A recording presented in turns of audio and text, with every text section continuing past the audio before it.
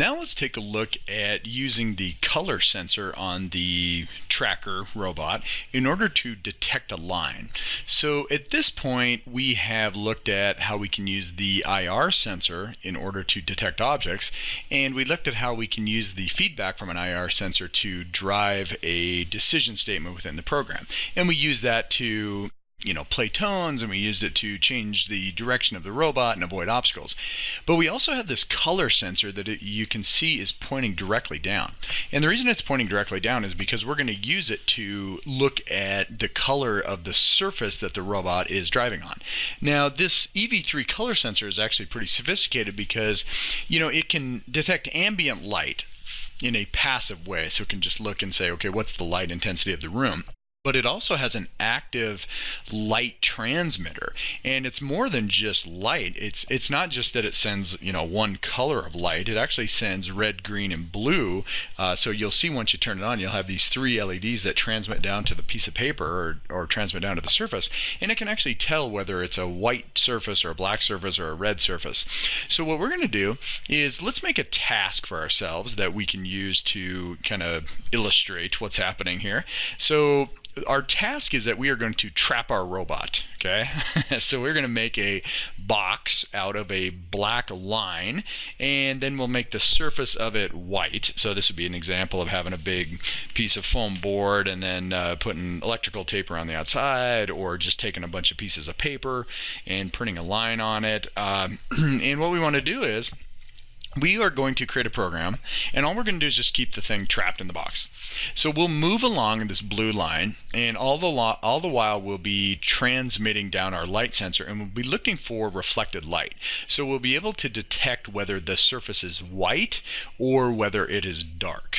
Okay, and then if we ever reach the dark surface, which means it hit the line, let's just go ahead and back up in a turning motion and then repeat. Okay, so we'll just kind of do maybe back up about 45 degrees, do a kind of a backup turn, and then we'll continue. And in this way, it'll just kind of stay within this box. And this would be an example of something where, let's say you had a field that you were going to search with your robot and remove obstacles, for example. So the first step would be keeping it within the box. Now, we are just doing this in a very haphazard manner. We're not going to try to systematically search through this. We're just going to see how we can use the light sensor to actually feed back into our locomotion activity. Okay, so we're going to gain some experience with both locomotion and the light sensors. So at this point, I'm going to bring up my Mindstorm software, and I have a project that I've saved, and I just called it Sensors. And the last one was avoiding obstacles, so I actually saved that off. And so we kind of talked about how it becomes important to save these programs because we're going to want to use some of the constructs that we've done before. Okay, so I have my tracker here, and I have the what I've done is I have a piece of paper right here that represents white and black, okay? And what I want to do is, before I get started with actually keeping my tracker in my box over here, which I have created by doing nothing more than just printing a black line on a white piece of paper, and then I taped it on my desk, I want to make sure that I have the color sensor set up correctly. So I'm actually going to put it on, I'm just going to do a little test right here, and I want to make a tone every time it gets to the black part, and then no tone when it's on the white part, and that'll allow me to get everything set up before I actually put it in the box and trap it. Okay, so here we go. So I've got my program here, and let's see where we're at here. So I'm ready to, let's go ahead and start a new one. So I go ahead and start a new program, and let's call this trapped. Okay, so the first thing I want to do is I'll go down and grab my loop construct, which is, we want to repeat this forever. And so we're going to go and pop that down. And then what I want to do is I want to put in a switch. And the switch now, instead of being associated with the IR sensor, is going to be associated with the light sensor. So I go ahead and I click on the sensor configuration, and I'm going to go to the color sensor. And I actually have a couple different options here. So I can measure the color, or I can compare the color. So let's go ahead and see what happens if I do measure color. And this one is really neat because it allows you to have different paths through the switch based on what color it is. So notice that if the color up here is black, then what I can do is it will take this path. Okay? If it is not black, I can come down here and I can tell it what to do. So in this situation, I can actually tell it to be white down here. So this is the path that it'll take if I see white. Okay, so I can actually set this up perfectly. So let's go ahead and we're going to loop forever our light sensors on port 2, and I want to play a sound once you see the dark surface of the line. So I'll come down into my action tab here, and I'll grab a sound, and I'll put it up here. And let's go ahead and configure this to just play a tone. 440 hertz is fine. We'll play it for a second. I'm going to turn the volume way down and then wait for completion. Okay, so I have this thing ready to go here, and so I'll go ahead and run it, and it's sitting there. Okay, and one of the first things you'll notice is that it's shining a light down. So if you can see that, it's actually shining 3 colors of light down, and that's how it detects, it shines a light and looks at what's absorbed and what's reflected, and that's how it tells what the color is beneath it. Okay, so I'm sitting here and it's on the white surface and it's not playing a tone, which is good. So now what I'm going to do is I'm going to bring it along. I'll push it along until it sees the black surface, and it sees the tone. So this is great. So this means that I can actually trap this thing and add locomotion. Now, one of the things you will notice, sometimes if it gets too close, it'll false trigger. So if I push this down, it's going to really affect the way that the measurement is. And keep this in mind because you can set up the color sensor. You don't want it like right on the ground, but you want it a little bit up, but not too far up. And then what'll happen is that if you were on a rough course, you might get some false positives on there. So it's just something to keep in mind in the program. So you might have a little bit of jerky behavior if your robot's bouncing around. But anyway, now we're ready to trap it in a box. So what I can do here is I'll go ahead and stop my program, and let's think about what we want to do. If we don't see the black line, I want to move forward. And so I'm going to come into my action, and I'm going to grab my move tank, and I'm going to put it in here. And what I want to do is I want to turn it on so that it's continually going. All right, I don't want to like go for a second then look, go for a second then look, because if I go for a second I might run right over the line before I even know I'm there. And let's go ahead and make this slow again. So we'll make it 25, and so this is just continually moving forward very slow when it sees white. So that represents the center of my box. All right, so now I'm going to come up here and say, what am I going to do when I see the line?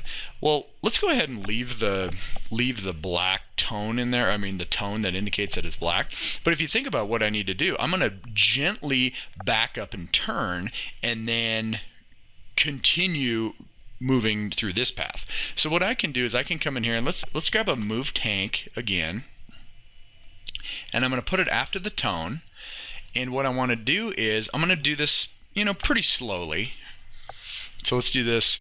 Let's think about what we want to do. We wanted to back up and go to the left. So we kind of want to back up and go to the left. So let's go ahead and back up our left motor 25 power and our right motor at 50. So that means that it'll kind of slowly go back into the left. And I want to do this for some number of seconds. I don't know how long to go, honestly. Let's go for 2 seconds and then just see what it is. And then to kind of make it smooth, let's go ahead and coast.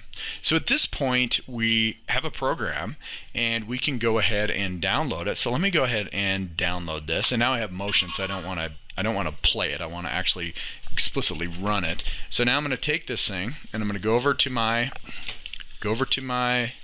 field here, and what I'm going to do is I'll go ahead and browse to my program.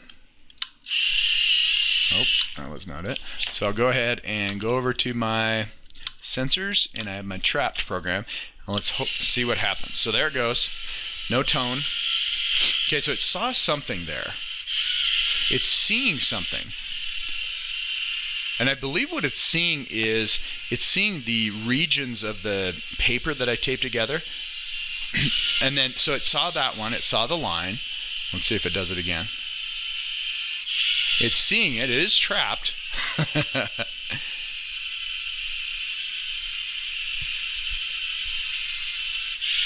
So it is seeing it. It's a little slow to react though. But it is working. It is trapped.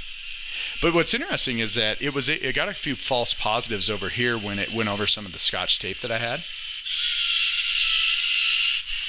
But it is trapped.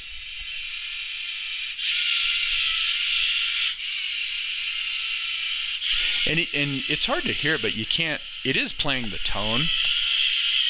So let me have it close to my microphone. It is playing the tone here.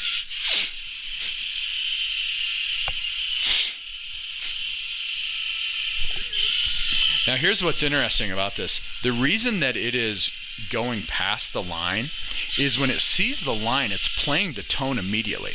But the tone is set to play for a second before you react. So that's why it's going past. So I don't really like that. So what I want to do, since it's kind of working, let's go ahead and modify this a little bit. So let's go ahead. I want to have the tone, you know, we could do one of two things. We could actually have the tone play for a tiny bit of time, or we could have it play once or just continually go. So I'm going to go with continually, and let's just see what happens there. And this one is, let's make that really small also. So it'll play a tone, and it was pretty quiet there, so let's make it 20 so we really know what's happening. Okay, so I've got this. I'm good to go. I'm ready to go. So let's test this one as kind of our final hurrah here. So I'm going to plug this in and then download. So I'm going to come over here and I download now, and we're ready to go. Okay, so I got to browse over to my Sensors Trap program. Let's just see how this works now. Okay, so it started off right away.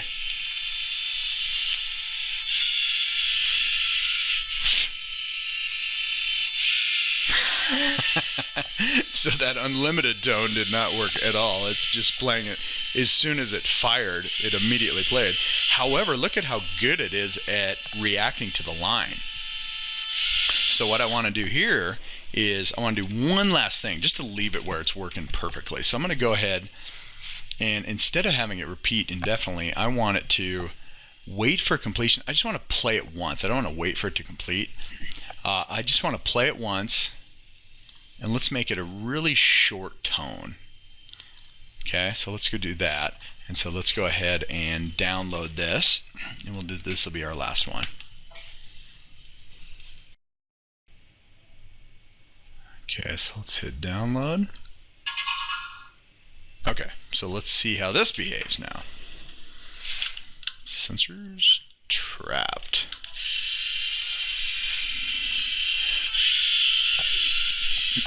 So it saw something over here. It saw a transition between a paper. It saw the line there, so that was good. That worked good. Let's see how the tone's doing.